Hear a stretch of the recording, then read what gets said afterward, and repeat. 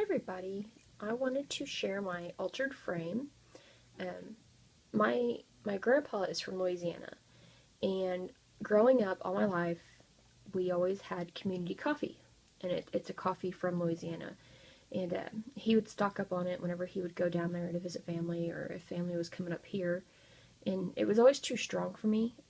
I am more about like the flavor additives and the sugar and the and stuff like that. But anyway, now they have all kinds of coffee, and so we order our coffee from there because my husband likes the one with chicory. So bless you, Rebel. So when we first joined, we got this cup right here. It was part of our like free gift for joining the coffee club. And recently I was looking, it was time for my next shipment, and I was looking for stuff to add to it. And they had some gift sets, like with, a bag of coffee and a cup. So if you can see, my new cup is camouflage. It's, kind of almost like the real tree type camouflage. And my husband's is the fleur-de-lis.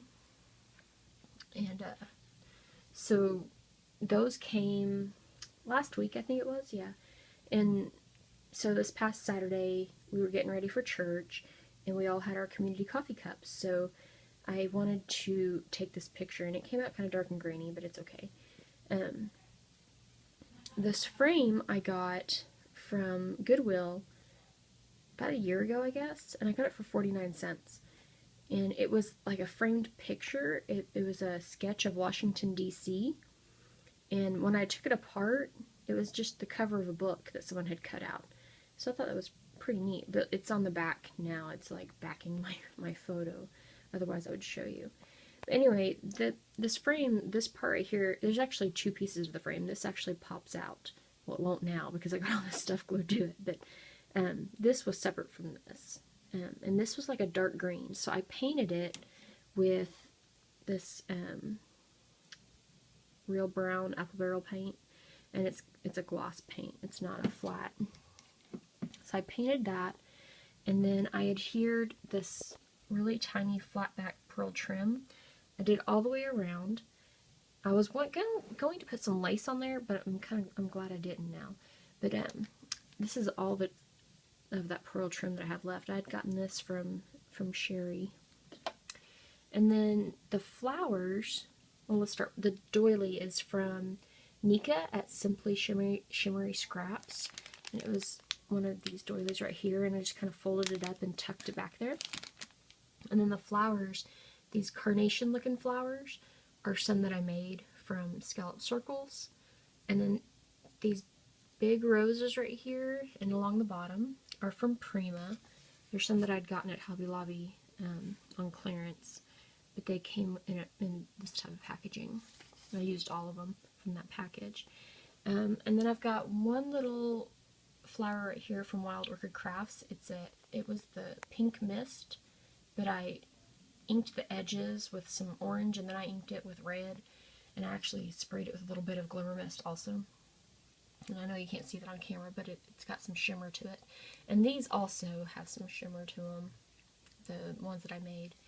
And then these little coffee cup brads I'd gotten from Constance a while back, and I just snipped the brad part off and stuck it in there and glued it on there. And then this is the little gift tag that was on one of those sets. I just took the elastic out and I put another one of those brads on there. And then these images, this is Cafe Ian and Latte Anya from the Grading Farm.